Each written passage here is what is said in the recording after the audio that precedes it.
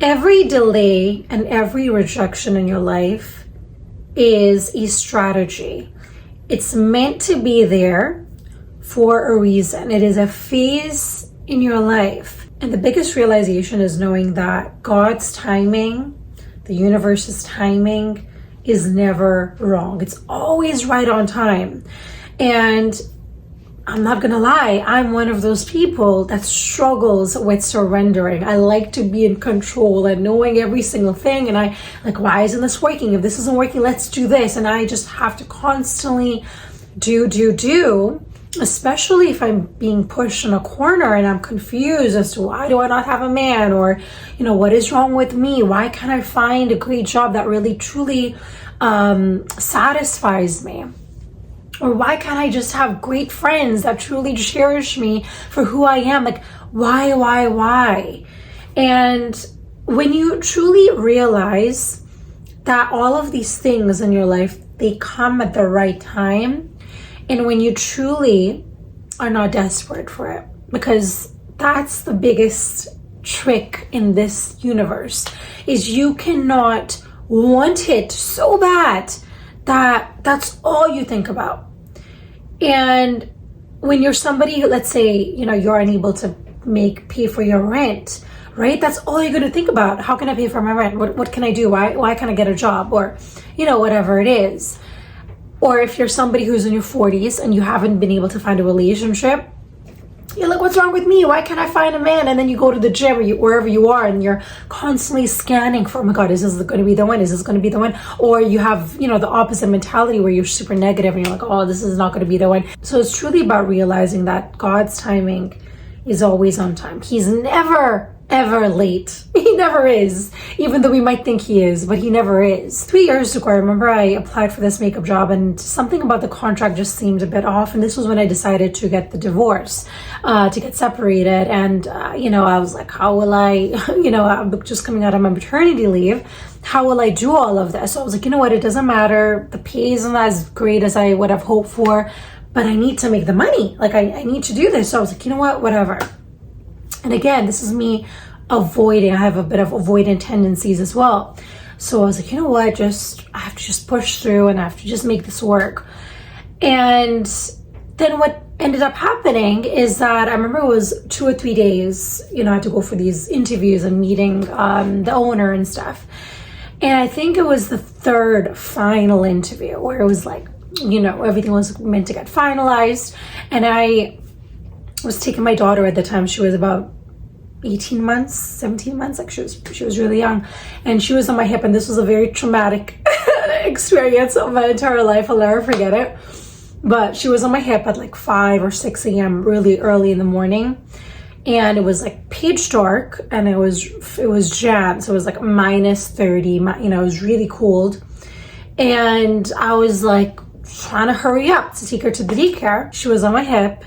And I literally, and thank you to the Lord, because what happens is, right, like when God gives you your punishment or your delay, your redirection, whatever that is for you, which is really painful, by the way, God also helps you, and it's not as crazy as you would have thought. So I'll explain it. So my daughter was on my hip, and I believe I went on like the first or second step, and my foot, like I literally flew in the air, like one of those, you see those, people just flying there. That was literally me. I was in the air, and I fell right on my back. But when I flew up, my daughter, and now all I could think about is her, even though it was so quick, I landed on my back and she was on my hip. The pain was so bad. I've never felt so much pain in my entire life. Like the delivery was a joke. This pain, I can't even explain it. But anyway, so I couldn't get up. Like I physically couldn't get up. And then it was like literally the movie Titanic, where I was on my back and she was hysterically crying. And at first, like the first moment, I was so afraid of like, okay, my back, I get that, but I'm like, oh my God, did she break her legs? Did she get hurt? I'm out there and it's like pitch dark, there's no lights, and I see this guy going in the car, okay, like maybe like I I don't know. But he's getting his car out, right? And I literally am like, help, help. Like, you know, you can't scream, but it's like, I'm in pain. And he was not, he like, boom, he just left. And I'm there and I'm like, oh my God. And I was like, if I don't get up, my daughter's gonna freeze her ass off and die. So I'm just like, oh, like, this is a place that no parent should ever be in. It's like, it's the worst. And even though it's just a fall at my home, thank God I'm at least by my home and I'm not in some, you know, it could be even worse. But still, it's a scary experience to go through.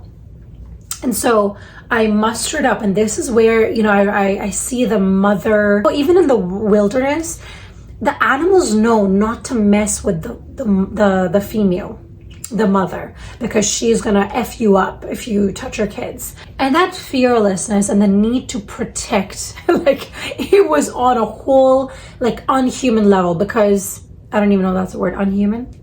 Anyways. And if she wasn't there, I would have sat there. Like, there's no way that I would be able to get up. I would have, you know, waited there until I saw somebody. But because she was there, I'm like, I need to get up. Anywho's, I somehow, like, I was like, ooh, ooh, ooh, like that movie with Leo in it. What's that movie where he, like, does the whole scene where he's moving and he's, like, drugged up? That's really good. Anywho's, so I somehow got her in the car. I drove her off to daycare. And as soon as I got back, I don't know why I just didn't drive myself to the emergency, but I think I thought I could figure it out. But as soon as I went to get up, I couldn't do it. I literally was like in so much pain. And wow, I literally told the whole story. Jesus, I thought I was just going to explain it in 2 seconds. Anywho's, this is just how I talk. All right. So I ended up in the ambulance and I couldn't walk for like 2 or 3 weeks. It was a long time. And imagine, like, I already going through a separation. I don't have a job. I don't have any money coming in. I'm like, what is this? What is going on? Right? And the whole reason why I share this with you all is, you know, that's literally God's way of telling me that this job is not meant for you. This is not the right pathway. And for whatever reason, that job, you know, it just like literally disappeared. And I just realized, or I knew, I had a deep knowing that this job is not for me. So I didn't get that job. And then that experience led me, which is another long story, into me getting a job as a matchmaker. That's another 30-minute video, which I'm not going to get into. But basically, what I'm trying to say is that every time that I try to push through and I try to control and I try to avoid, that's another thing that a lot of us women do, and men. We tend to avoid and not think it through, you know, or when we're in survival mode, right? Because we're just like, how do we get to the next thing? But sometimes when you don't do anything and there's no action being taken, what happens is the plan that is actually there to help you, that ends up happening. When the path is not meant for you and your spirit guides, angels, God, they have given you so many signs to make a different decision and you haven't, then what happens, as Oprah talks about this as well, is you get a big ass brick thrown on your head. And that's exactly what happened with this fall. That was one of my first bricks. I had more bricks coming, by the way. That was just the starting of it. During that healing time, what I ended up doing was I ended up getting really into my spirituality. And that's another thing that a lot of us fail to recognize, is that when you're going through something difficult, when you have a fall, when you break a bone, when you're in jail or something crazy is happening in your life, that you're like, how is this my life right now? And why me? That is literally your portal towards the connection to yourself and to who are you and what the hell are you doing with your life. And it sometimes takes us to go through some difficult times in our life, some dark moments and suffering, for us to realize, what the hell are we doing in our lives? And you might be somebody who is in it right now. Maybe you are going through a divorce. Maybe you just have learned that you've been cheated on. Maybe your business has, failed drastically and you are in $100,000 worth of debt. Like, all of these things, yes, they're difficult, right? And it's hard when you're going through it because you're just trying to survive and you're just trying to breathe and get out of it. But when you really think about it, when you go back and you look at your life and your decisions, you see, oh wait, I was just meant to stop. I was not meant to do something in that moment, but I kept on doing, pushing through.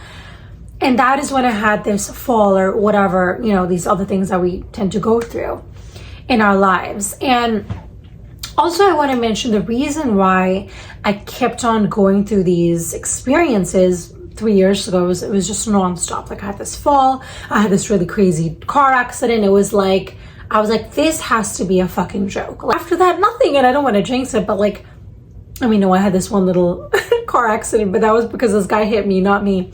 But I went through, little things, but nothing as dramatic and chaotic as 3 years back. But I know it was God's way of waking me the fuck up. And the reason why that happened is because I'm here now talking to you guys, trying to make some sense of your life. And the reason why I kept on going through these experiences over and over again is because I didn't truly believe and trust in the divine, in God, in the universe. I would say that I did trust God, and I was like, I love God, and thank you, be grateful and all those things. But in reality, I never really trusted his plan. I thought that, I got this. I don't think you know more than I do. I know myself more than you do. Okay, so I'm going to figure this one out. That is again where my old behaviors and patterns in my childhood, I had a very chaotic childhood, so I would tend to control myself and other people to create the calmness so that I feel calm. But in reality, it was still chaos because you can't control anybody.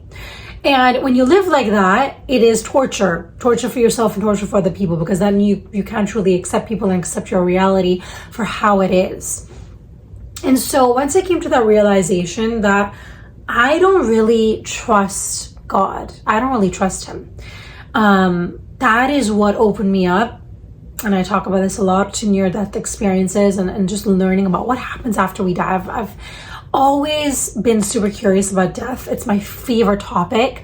And it's really funny because when I tell my dad about it, that's like, oh, I can't, I don't want to know about it. I'm like, you're old, you're gonna die soon, you should know where you're going.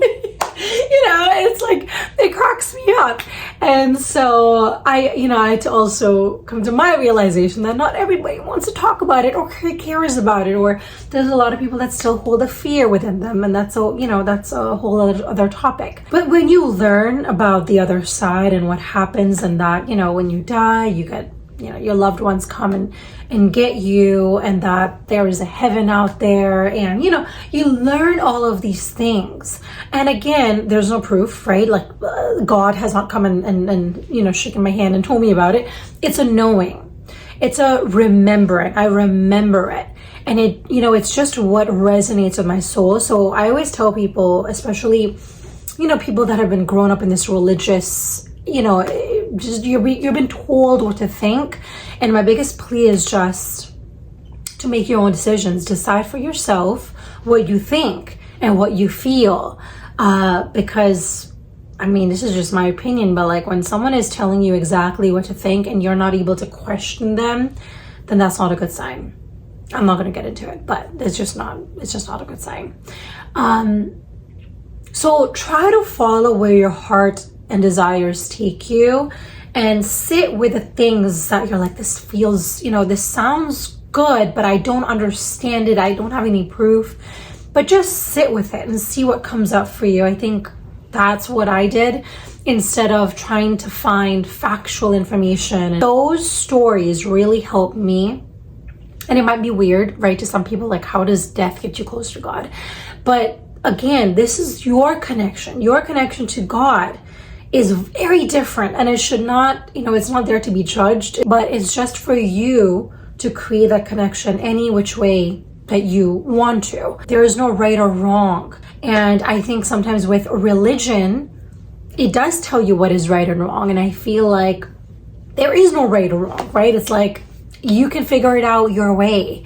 And that shouldn't be shamed or judged. So this message is solely for you. If you're somebody who's out there who's struggling, whether you're in a relationship, you're in a, you're just struggling to get a job right now, you're struggling to find yourself, you feel lost, you feel like nobody gets you, I want you to know that you're not alone, and there is a force that is around you that is ready. They're ready to help you at any moment that you choose, right? And it's just about you to say, like, please, God, give me the clarity. Give me the clarity that I need right now. And it's just about asking for the help. You might not get it today or the next day, but eventually it's going to show up. And that truly is my message here for you guys today, is to not take rejection and delays to heart.